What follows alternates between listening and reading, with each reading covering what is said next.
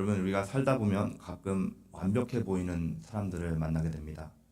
학창 시절에는 공부를 잘하는데 축구도 잘하고 거기다 성격도 좋은데 잘생기기까지 한 사기 캐릭터 같은 친구를 만나게 될 때가 있습니다. 사회생활 하다 보면서도요, 늘 깔끔하고 정확하게 일을 실수 없이 잘 하고 너무나도 동료들하고 사이도 좋아요. 근데 마음까지 따뜻해요. 이런 사람들을 만날 수 있죠. 그들의 존재만으로도 괜히 자신이 작아지고요. 그들 앞에 설 때면은 초라해지게 느껴질 때가 있습니다. 근데 왜 그럴까요, 여러분? 왜 초라해질까요? 그런 사람들 앞에 서면. 그것은 우리 자신이 불완전한 것을 알기 때문입니다. 그래서 완전한 것처럼 보이는 사람들 앞에서는 위축되기도 하고요. 나도 모르게 그 사람을 좀 멀리하게 되고요. 거리를 두게 됩니다. 동경은 하되 가까이 범접을 못해요. 근데 만약 그 완벽함이 나를 억누르지 않는다면 어떨까요? 나를 비참하게 만드는 것이 아니라 오히려 나를 더 좋은 사람으로 이끌어주는 힘이라면 어떻게 될까요? 여러분, 칼레드 호세이니가 쓴 The Kite Runner이라는 소설이 있습니다. 우리 소피아 아버님 잘 알 텐데요. 2013년에 나온 소설인데 뉴욕타임스 베스트셀러에 100주 동안 있었던 책입니다. 제가 이 책을 읽게 된 것은 저희 첫째 딸 때문이었어요. 학교 과제물로 제가 생각하기엔 중학교 3학년 때 읽었던 것 같은데, 아빠 이 책 한번 읽어봐요 하고선 저에게 권해준 책입니다. 항상 제가 책을 권해줬는데 처음으로 저에게 책을 권하더라고요. 그래서 사역도 바쁘고 시간도 없고 해가지고 미루다가 책이 그렇게 길지 않은 책이고 하다 보니까는 조금씩 읽어 나갔는데요. 책을 읽다가 정말로 여러 번 울컥했던 책입니다. 배경이 1970년대 아프가니스탄입니다. 주인공의 이름이 아미르라는 소년인데요. 부유한 집의 아들이었습니다. 집이 부자니까는 집에 하인들도 있었겠죠. 그 당시 문화로. 알리라는 아저씨와 그 아저씨의 아들인 핫산이 집안일을 도와주고 있었습니다. 나이가 비슷했던 아미르와 핫산은요, 어릴 적부터 친형제처럼 자랐습니다. 연을 날리는 것을 좋아했는데요. 아미르가 연을 날리면은 핫산이 그 연이 떨어지는 장소에 뛰어가가지고 잡아오는 거예요. 그게 카이트 러너의 잡이었습니다. 카이트 러너리에요. 그래서 제목이. 글을 못 읽는 핫산을 위해서 아미르가 책도 읽어주고요. 돌 던지는 놀이도 하면서 그렇게 어린 시간을 보냈는데요. 이 책의 내용을 보면은 핫산은 항상 이 아미르에게 친구로서 신실하고 진실되게 대해줍니다. 한결같은 우정으로 친구를 대해줘요. 아미르가 동네 불량배들에게 당하고 있을 때도 항상 이 아미르 편에 들어주던 그런 친구였습니다. 구해줬어요. 그런데 문제는 아미르에게 있었는데 뭐냐, 아미르도 핫산을 진심으로 아끼지만 자신보다 더 용감하고 바르고 늘 진실된 핫산을 보면서 질투 때문에 마음이 늘 복잡합니다. 아미르가 핫산하고 가까워지면 가까워질수록 더 자신의 부족한 부분들이 나타나기 때문에 되게 불편해해요. 너무나도 사랑하는 친구인데. 핫산의 선한 모습이 더 많이 나타날수록 아미르는 자신 안에 있는 이기심과 비겁함, 이런 것들이 더 확실하게 보여졌기 때문에 가까이 하기가 힘들었습니다. 둘도 없는 친구임에도 불구하고요. 아미르에게도 핫산과의 우정이 너무나도 소중했지만은요, 동시에 핫산을 자꾸만 피하고 싶어졌어요. 그것은 핫산이 나빠서가 아니라 핫산을 질투했기 때문입니다. 그렇게 되고 싶은데 그렇게 되지 못하는 자신을 보면서요. 그런데 어느 날 살던 동네가 이름이 카발이라는 동네인데 그 동네에서 연날리기 대회가 있었습니다. 핫산이 큰 위험에 처한 것을 보게 돼요. 아미르가 두려워서 도와주지 못하고요, 숨어버립니다. 그래서 이 핫산이 엄청난 일을 당하게 돼요. 여러분들이 생각지도 못할 엄청난 일을 당하게 됩니다. 그 순간부터 아미르는요, 핫산을 볼 때마다 깊은 죄책감에 묶여서 살아가게 됩니다. 핫산은 자신을 늘 도와주었는데, 힘들고 어려울 때마다 늘 나타나서 자기 편이 되어주었는데, 자신은 비겁하게 도망가고 아무런 도움을 주지 못했다라는 것을 도저히 못 참아합니다. 그래서 어린 마음에 어떻게 하느냐, 이 핫산을 쫓아버리기 위해서 아버지의 귀중품을 훔쳐서 숨겨버린 다음에 핫산이 그랬다고 거짓말을 합니다. 그래서 핫산과 그 아버지가 집에서 쫓겨나게 돼요. 나중에 아프가니스탄이 우리가 역사로 아시다시피 소련이 침공하잖아요. 그래서 아미르와 그 아빠인 바바가 미국으로 망명을 옵니다. 레퓨지가 돼가지고 떠나와요. 미국에서 피난와서 삽니다. 근데 아미르는요, 그 연날리기 대회 때 있었던 그 일 때문에 다시는 연을 날리지 않아요. 그런데 이 소설이 이렇게 그냥 절망적으로 끝나지 않습니다. 세월이 흐른 후에 아미르가 핫산이 자기 이복 형제라는 걸 알게 돼요. 더 죄책감에 빠지죠.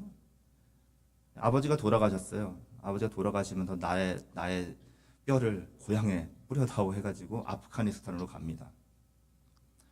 근데 거기서 더 죄책감에 눌려서 있던 이 아미르에게 어떤 사람이 이 책에서 제가 제일 좋아하는 대사를 건넵니다. 뭐라고 하냐면은 There is a way to be good again. 이렇게 얘기합니다. There is a way to be good again. 저는 이 얘기를 딱 들으면서 이 문장을 이렇게 해석했습니다. 아직도 네가 핫산처럼 되는 거가 늦지 않았어. 이렇게 들렸습니다. 나중에 알고 보니까 핫산은요, 피난 가가지고 비워져 있던 이 아미르의 집을 아미르가 돌아올 때까지 지켜주겠다라는 생각에 거기 들어가서 가꾸면서 살고 있었어요. 그런데 탈레반이 들어와가지고 그 집을 뺏으려고 했습니다. 네 집도 아닌데 왜 네가 들어가서 살고 있어? 그러니까는 내 친구를 위해서 지금 봐주고 있는 거야. 근데 그거를 안 듣고 그 집을 뺏으려고 그 핫산과 핫산의 아내를 데리고 나와서 공개 처형을 시켜버립니다. 그런데 그것을 아직 그 아들이 살아있었는데 그 아들이 다 보게 돼요. 그 아들이 다 보게 됩니다. 그래서 이번에는 아미르가 그 아이를 위해서 자신을 희생하면서 아이를 파키스탄으로 데려서 이제 몰래 아프가니스탄까지 찾아가서 그 탈레반과 딜을 하고 고생을 하면서 그 아들을 구해내서 파키스탄으로 갔다가 미국까지 데려와서 입양을 합니다. 핫산의 아들의 이름이 소랍인데요. 너무 고생을 많이 했어요. 부모님 죽는 것도 본 것도 그렇지만은 너무 고생을 많이 해서 PTSD가 생겼습니다. 그래서 자살 기도도 하고요. 책을 읽어보면 너무나도 불쌍해요. 그런데 아미르가 핫산이 자기에게 보여준 그 우정과 희생을 그 아들을 통해서 닮아가기 시작합니다. 책의 맨 마지막 부분에 제가 마음이 제일 뭉클하고 눈물까지 흘렸던 부분이 있는데요. 샌프란시스코 공원에서 아미르가 어렸을 적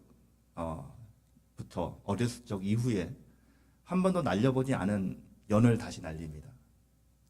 연을 다시 날리는데 이번에는 아미르가 핫산처럼 카이트 러널이 되어줘요. 그리고 핫산의 아들이 연을 조종합니다. 아미르가 자신이 그렇게 동경하던 핫산이 된 거예요. 핫산의 선함이 처음에는 아미르를 위축시키고 괴롭게 했지만은요, 결국 그 선함이 아미르를 변화시킨 것입니다. 핫산의 빛이 아미르의 어둠을 드러냈지만은 그 빛이 아미르를 구원의 길로 이끌어갔던 거예요. 오늘 본문에서 우리가 만나는 하나님이 바로 그런 분이십니다. 하나님의 거룩하심은요, 우리를 무너뜨리기 위함이 아닙니다. 오히려 우리를 끌어안으시고 정결하게 하시고 마침내 그분을 닮아가게 만드는 사랑의 힘인 줄로 믿습니다. 이사야가 성전에서 만났던 하나님이 바로 그런 분이셨어요. 하나님의 거룩함은 이사야를 무너뜨렸지만 동시에 그의 입술을 깨끗하게 하시고 사명을 주십니다. 오늘 우리들도 하나님의 그 거룩한 사랑 앞에 서 있을 수 있으시기를 예수님의 이름으로 축원드립니다. 여러분, 이사야가 본 하나님은요, 그 어떤 인간의 언어로도 다 담을 수 없는 그런 하나님이셨어요. 1절 보시면은 우시야 왕이 죽던 해에 내가 본즉 주께서 높이 들린 보좌에 앉으셨는데 라고 말합니다. 유다의 강력한 왕이 이제 세상을 떠났어요. 떠난 그때예요. 바로 그때. 이제 나라가 어떻게 될까 사람들이 걱정하던 그때 이사야는 여전히 흔들리지 않는 하나님의 보좌를 봤던 것입니다. 땅의 왕자는 흔들리고 무너져도요, 하나님의 보좌는 절대로 흔들리지 않는다는 것을 믿으시기 바랍니다. 역사는 바뀌어도요, 하나님의 통치는 영원히 변함이 없습니다. 시편 93편 1절 말씀 다 같이 한번 읽어보겠습니다.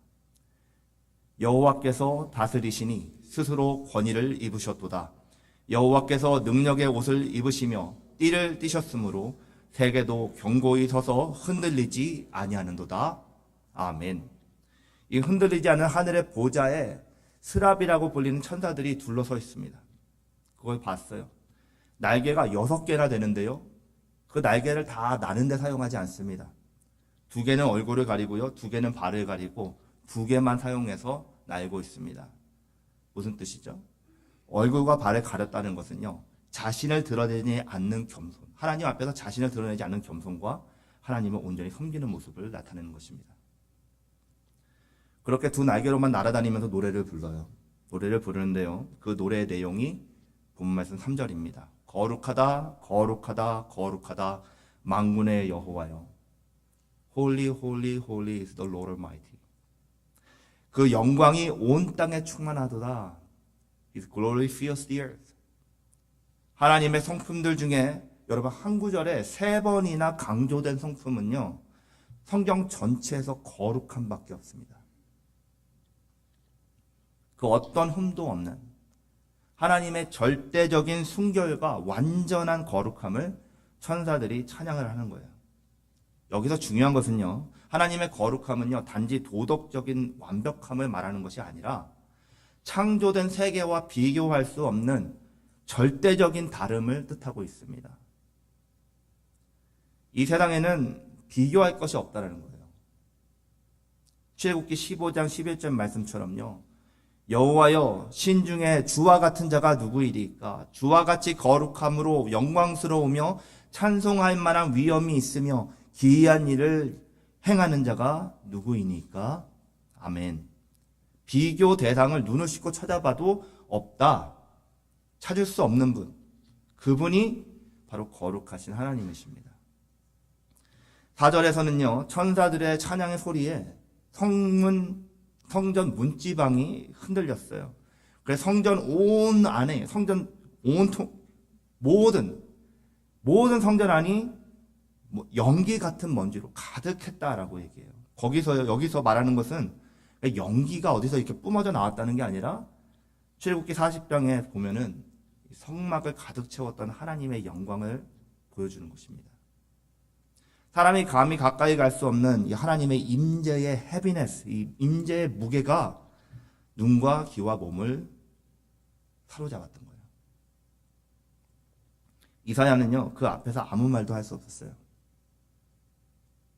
결국 하나님의 거룩하심은 우리의 자아를 무너뜨립니다. 하나님의 거룩하심은 우리의 자아를 무너뜨리는 것을 우리에게 보여주는 거예요. 여러분, 가끔 우리 안에 아직도 우리가 살아있다라고 느낄 때가 있죠. 내가 아직도 이렇게 고집이 살아있고, 내가 아직도 이렇게 아집이 있고, 교만하고, 이럴 때, 아직도 나의 욕심과 나의 자아가 살아있고, 아직도 하나님이 아니라 나 자신을 드러내고 싶을 때, 우리 자신을 하나님의 거룩하심 앞에 가져다 놓을 수만 있다면은, that's it. 되는 거예요. 우리의 노력이 조금 더 필요하고, 우리가 조금 더 참고, 우리가 조금 더 겸손한 척 하는 것이 아니라 하나님의 거룩하심을 경험하는 순간 변하게 되는 줄로 믿습니다. 여러분, 이사야는요, 하나님 앞에서 자신이 이룬 것, 자신이 가진 것, 자신의 의지하던 것, 이 모든 것이 한순간에 초라해지는 것을 경험한 것입니다. 시편 46편 10절에서 우리가 하나님 앞에 설 때에 어떤 반응을 보여줄 수 있는지를 정확하게 보여주고 있어요. 이렇게 얘기합니다. 너는 가만히 있어 내가 하나님 됨을 알지어다 라고 말해요. 하나님의 거룩함을 만나는 사람들의 첫 반응은요, 멈춤입니다. 멈춤이에요. 뭔가를 그 앞에서 막 하는 게 아니라 멈춤입니다. 입을 다물고 무릎을 꿇고 하나님의 하나님 되심을 인정하는 반응이 먼저 나타나야 되는 거예요. 그 누구도 하나님의 거룩하심 앞에 설 때 스스로 높일 수가 없습니다. 하나님 앞에서는 그 교만도 해결되는 겁니다. 하나님 앞에서는 우리가 그렇게 감추고 싶었던 죄가 다 드러나고 한계가 밝혀지는 거예요. 그런데요, 그 자리는요, 파멸의 자리가 아닙니다. 하나님의 거룩은 단지 우리를 두렵게 하는 것으로 끝나는 것이 아니라 우리를 깨끗하게 하고 새롭게 하기 위한 은혜의 시작인 줄로 믿으시기 바랍니다. 여러분 생각해 보세요. 우리는요, 스스로를 너무나 괜찮다라고 생각을 할 때가 많습니다. 스스로를 썩 쓸만하고요, 괜찮다라고 생각하는 사람들은 회개의 자리에 나오지 않습니다. 우리는 서로 비교하면서 살아갑니다. 나는 저 사람보다는 낫고 저 사람보다는 못하고 이렇게 생각하면서 살아갑니다. 그래서 내가 조금 더 나오면 우쭐하고요, 내가 조금 더 못하면 더 나아지려고 노력합니다. 왜죠? 조금만 더 열심히 하면 저 정도는 따라갈 수 있을 것 같거든요. 아니면은 아예 그냥 범접할 수 없는 사람 같으면 그냥 기가 죽어서 눌려버립니다. 비굴해집니다. 그런데 우리가 하나님의 완전하신 그 거룩함 앞에 설 때는요, 비로소 멈추게 됩니다. 왜요? 하나님의 거룩은 절대로 가능하지 않다는 것을 우리가 알거든요. 하지만 하나님의 거룩하심을 경험하는 그 자리는 두려움으로만 끝나는 자리가 아니라 우리를 새롭게 하시고 정하게 하시는 은혜의 자리입니다. 압도적인 거룩함 앞에 멈춰서는 그 자리에서 우리는 드디어 참된 회복과 변화로 들어가게 되는 것이에요. 우리들도 이 시간 여러분 하나님의 임재 앞에 나와서 우리가 지금 예배를 드리고 있습니다. 여기에 presence of God이 있는 거예요. 여러분도 그렇고 저도 그렇고 지금 예배를 드리고 있습니다. 그냥 예식에 참여하는 것이 아니라 그냥 앉아 계시다가 다시 삶으로 돌아가는 것이 아니라 거룩하신 하나님의 임재 앞에 겸손히 멈추고 우리의 삶의 왕자를 내어드리고 하나님을 인정할 수 있기를 바랍니다. 그리고 우리의 삶에 내 계획보다는 하나님의 뜻을 앞세우고 내 자랑보다는 하나님의 영광을 구하는 삶으로 나아갈 수 있기를 바랍니다. 겸손히 낮아져서 주님만이 하나님이십니다. 주님의 거룩으로 제 삶을 새롭게 하여 주시옵소서 기도할 수 있기를 바랍니다. 우리가 거룩하신 하나님을 이렇게 예배 가운데 우리의 삶 가운데 경험하고 인정하는 순간 우리의 두려움은 은혜가 되고 부족함은 회복 후에 시작되는 것인 줄을 믿으시기 바랍니다. 여러분 하나님의 거룩하심 앞에 멈춘 이사야가 다음으로 찾아온 것은 뭐냐면은 이사야에게 다음으로 찾아온 것은 뭐냐면은 처절한 깨달음입니다. 5절 말씀 보시면은 그때 내가 말하되 화로다 나여 망하게 되었도다. 나는 입술이 부정한 사람이요 나는 입술이 부정한 백성 중에 거주하면서 만군의 여호와이신 왕을 배웠음이로다 라고 말해요.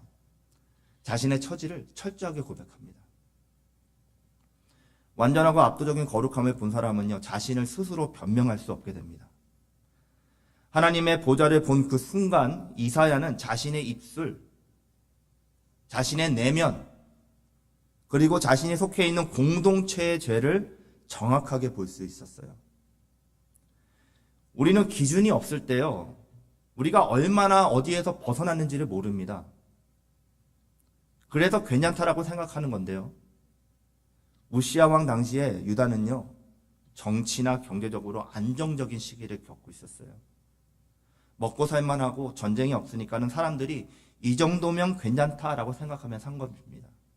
내 삶이 이 정도로 괜찮아. 지금은 편안해. 하나님께서 복 주시는 거겠지. 하고선 살아갔던 거예요. 하나님 앞에 섬기던 이사야도 제사장으로서 그냥 안전된 정세를 보면서 괜찮으니까는 잘 돌아가고 있는 거겠지라고 생각을 하고 그냥 향 피우려고 들어갔을 수도 있습니다. 그런데 하나님의 계시를 통해서 거룩하심 앞에 섰을 때 자신과 공동체에 대한 관점이 변했던 거예요.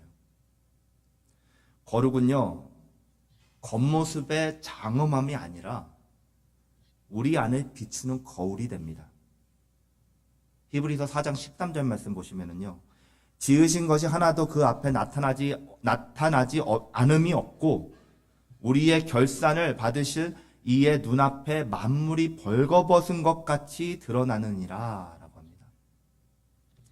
지으신 이의 거룩함 앞에 우리들의 부정함과 감추고 있는 불결함이 다 나타나게 되는 거예요. 여러분, 이사야가 가장 먼저 고백한 것은요, 자신의 입술의 부정이었어요. 그동안 말한 것들에 대한 부정함. 사람의 말은요, 그 마음의 거울입니다. 그 사람이 어떤 말을 하는지를 보면 그 마음이 보일 수 있습니다. 마태복음 12장 34절 말씀 보겠습니다. 우리 다 같이 한번 읽어볼게요.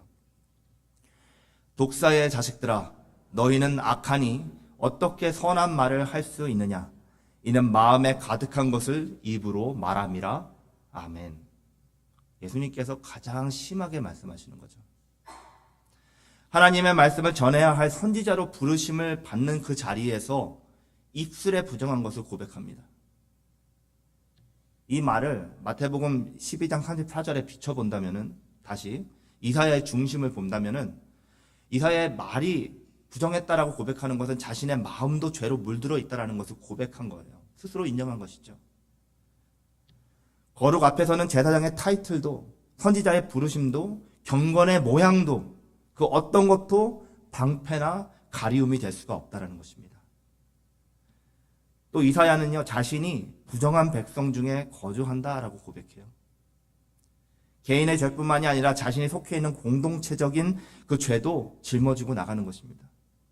하나님 앞에 서는 순간 우리는 나만 괜찮으면 된다라는 그 좁은 마음에서 벗어나서요, 우리가 속한 가정과 교회와 사회의 죄까지 함께 아파할 수밖에 없는 것입니다. 우리 모두가요, 속해 있는 그 공동체에 영향을 주고 영향을 받고 있기 때문에 그렇습니다. 그래서 하나님의 참된 거룩을 경험한 사람들은요, 개인의 회개를 넘어서 공동체의 회개로 회복을 추구하면서 나아가게 됩니다. 나만 천국 가고 나만 은혜 받고 나만 주님 잘 섬기면 된다라는 생각하는 이런 이기적인 신앙에서 벗어나려면 어떻게 해야 되느냐? 하나님을 만나야 돼요. 하나님의 거룩하심이 드러날 때 우리들의 위선은 무너지고요, 감춰둔 죄악들은 다 드러나게 됩니다. 그래서 우리는 신앙생활을 될 수 있으면 하나님과 멀리 떨어져서 하고 싶어 합니다. 도움은 받고 싶죠. 위험할 때 보호하심도 받고 싶지만 그때에만 빨리 와서 도와주시고 평소에는 좀 적당하게 거리를 두면서 사는 게 어떨까요, 하나님?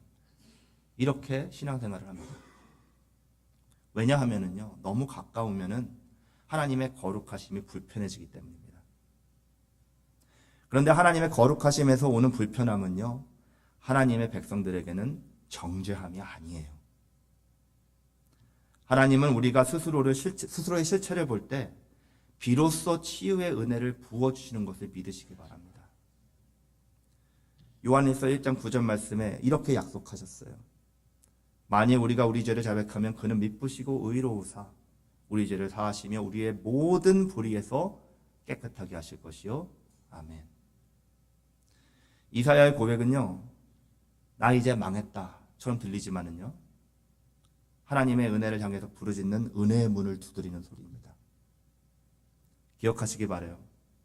우리가 하나님 앞에서 우리의 죄와 부족함을 인식하고 화로다 망하였도다라고 고백할 때 그 고백을 통해서 우리를 살리시는 하나님의 은혜가 임하게 되는 것입니다. 하나님께서는 자신의 거룩하심을 통해 우리의 실체를 나타내시지만 우리를 버리기 위해서가 아니라 우리를 회복시키시기 위해서 빛을 비춰주시는 거예요. 하나님의 빛 앞에 서기를 두려워하지 않는 여러분들 되시길 바랍니다. 이전에 저희 어머니들께서 집 청소를 할 때 가장 먼저 뭐를 하시죠? 제가 아들인데 저는 좀 깨끗한 축에 들었거든요. 저 여동생이 있었는데 여동생이 약간 좀 지저분했습니다. 어머니께서 여동생 방을 청소하려고 딱 들어가면 제일 먼저 뭐를 하셨느냐면 커튼을 쫙 여셨어요. 창문을 딱 여시고 환기를 시키고 빛이 들어와야지 어디가 지저분해서 청소를 해야 될지 아실 거 아니에요. 우리의 죄가 드러날지라도 하나님의 거룩의 빛은 심판이 아니라 치유의 시작입니다. 여러분 숨지 말고요. 가리려고 하지 마시고요. 그분 앞에 있는 그대로 나오시기 바랍니다. 우리는 항상 이 모습 이대로 사랑하시네, 연약함 이대로 사랑하시네 그러면은 내가 나 너무 연약하고 나 위로해 주셨으면 좋겠고 막 이런 생각만 하시죠. 우리 죄, 우리가 가리고 싶었던 거, 사람들 앞에 나타내고 싶지 않았던 모습들, 그거 다 가지고 나오는 거라는 거예요. 그 모습 그대로 사랑하신다는 거예요. 그 은혜를 아시는 여러분들 되시길 바랍니다. 이제 자신의 죄를 고백한 이사야 앞에 하나님께서 은혜의 손길을 내미시는데요.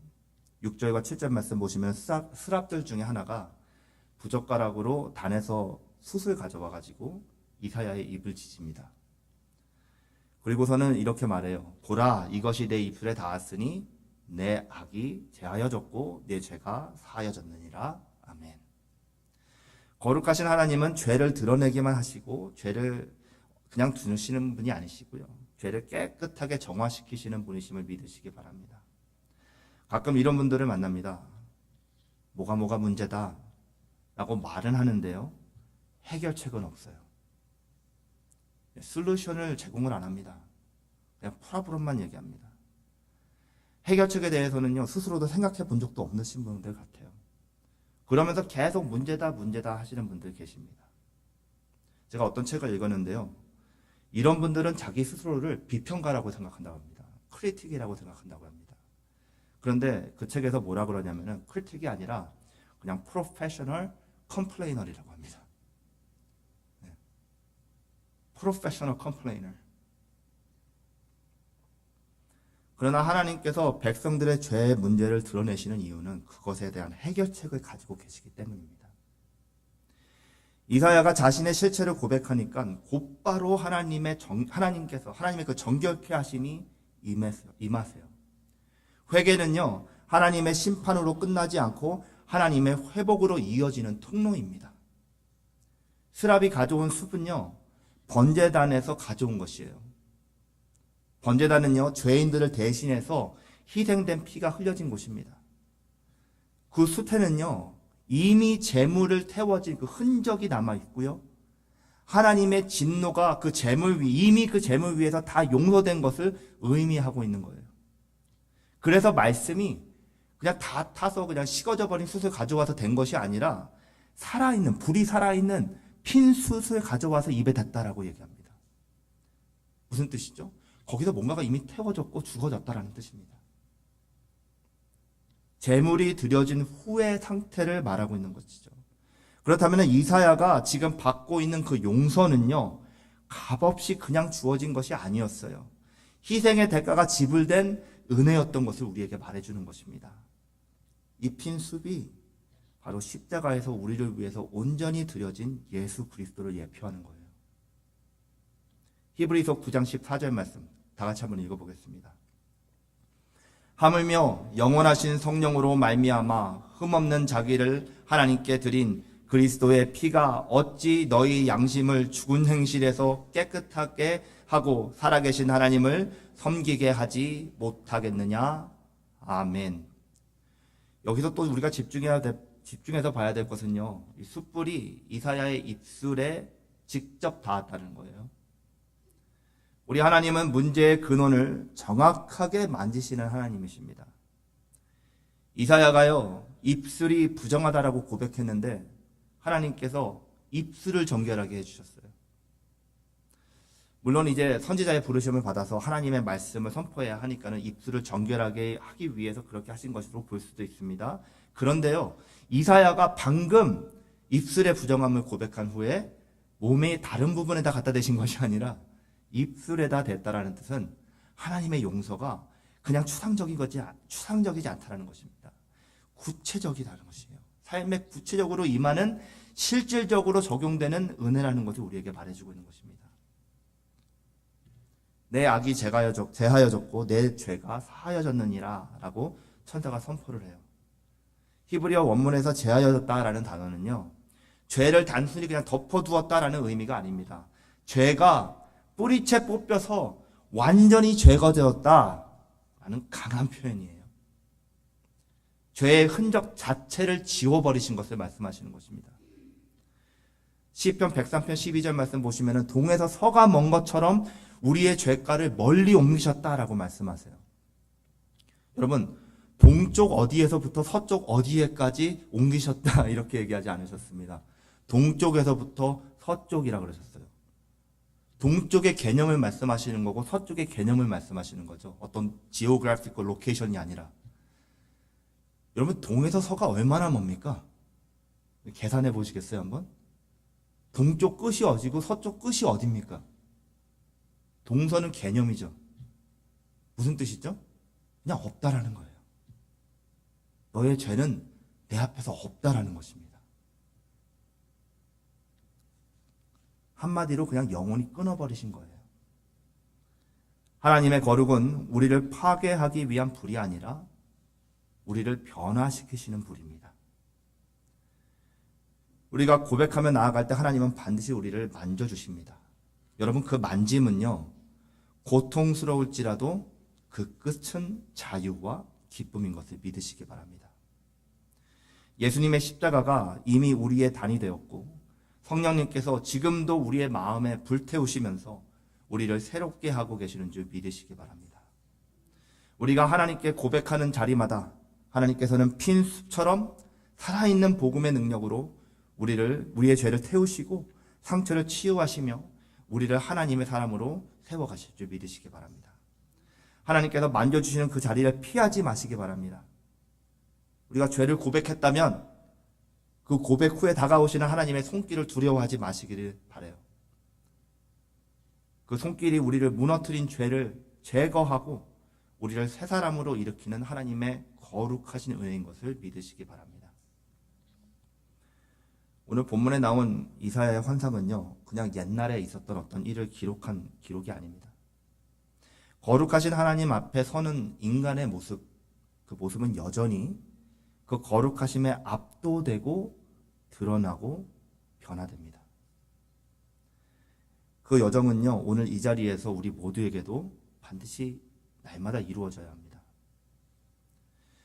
메시지를 시작할 때 말씀드렸던 아미르는 친구 핫산의 그 변함없는 선함과 우정과 희생 앞에서 자신의 비겁함을 마주할 수밖에 없었어요. 그때마다 고통스러워서 핫산을 벗어나고 싶었습니다. 근데 핫산의 그 순전함은요, 아미르를 무너뜨렸지만 그 무너짐이 결국 아마르를 회복으로 이끌었습니다.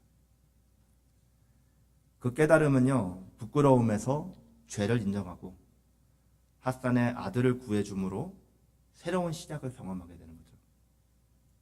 이사야가 하나님의 거룩 앞에서 경험한 바로 그 거룩함, 이것이죠.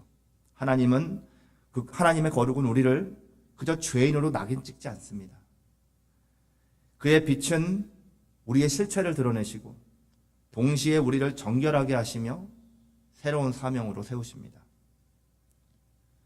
거룩하신 하나님을 만나는 두려움의 자리, 그곳에서 진정한 자유와 기쁨이 시작되는 것입니다. 우리가 하나님의 거룩 앞에서 멈추고 우리의 실체를 고백하면서 그분의 정결케 하심을 받을 때 우리도 이사야처럼, 여러분, 이 고백을 너무 쉽게 하는데요, 이 고백을 하는 사람들은 이 프로세스를 거친 사람이 하는 것입니다. 주님, 내가 여기 있사오니 나를 보내소서.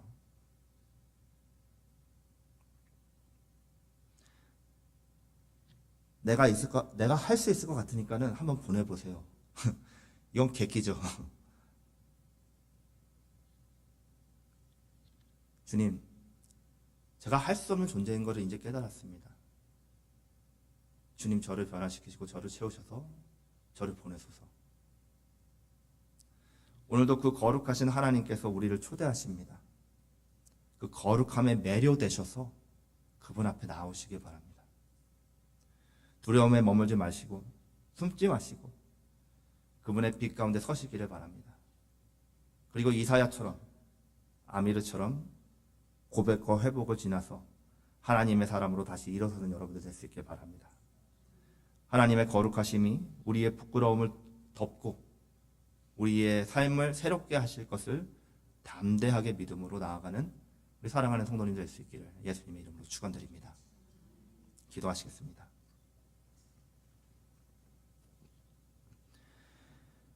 거룩하시고 자비로우신 하나님 아버지, 오늘 이사야가 보았던 그 거룩한 보좌 앞에 우리도 함께 서게 하심을 감사드립니다. 주님의 거룩하심 앞에서 우리의 죄와 부족함이 드러나지만 그 빛이 우리를 정죄하지 않고 예수 그리스도의 십자가로 깨끗하게 씻으심을 믿습니다. 주님, 이제 우리는 그리스도의 피와 살을 기념하는 성찬의 자리로 나아가려고 합니다. 이 떡과 잔을 받을 때 우리의 마음이 단순한 의식이 아니라 주님의 십자가 사랑과 희생을 깊이 기억하게 하여 주시옵소서. 우리의 입술과 마음을 정결케 하셔서 거룩하신 주님과의 교제를 온전하게 누리게 하여 주시옵소서. 주님이 성찬을 통해 우리를 위해 찢기신 주님의 몸을 묵상하게 하시고 우리를 위해 흘리신 보혈이 오늘 우리의 죄를 씻고 새 힘을 주는 살아있는 능력임을 경험하게 하여 주시옵소서. 이 자리에서 우리 모두가 다시 한번 주님 앞에 무릎을 꿇고 주님, 내가 여기 있나이다, 나를 보내소서라고 응답할 수 있게 하여 주시옵소서. 거룩하신 하나님, 이제 우리를 성령으로 새롭게 하시고 성찬의 은혜를 통해 그리스도 안에서 하나 되는 교회가 되도록 세워 주시옵소서. 예수님의 이름으로 기도드렸습니다. 아멘. 우리 잠시 눈을 감고 묵상하는 시간을